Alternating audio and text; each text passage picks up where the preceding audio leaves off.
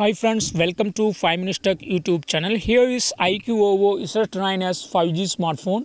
In this video, you will learn how to disable notifications on lock screen in your phone iQOO Z9s 5G. When you put lock your phone, even in lock screen, you will see notifications. Okay, see, YouTube has received notifications, Google Chrome has received notifications, like that.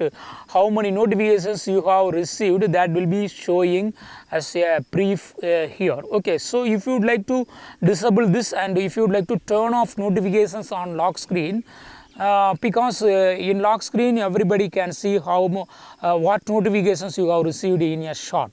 Okay, so if you would like to disable this notifications, yes, you can do it. What you have to do, just go to the settings of your phone here, then go to notifications and status bar, and here select on lock screen, and here just you have to turn off this button, show lock screen notifications. If you turn off it and lock your screen and check, see, when you try to unlock, when you wake up your screen, no notifications showing at all.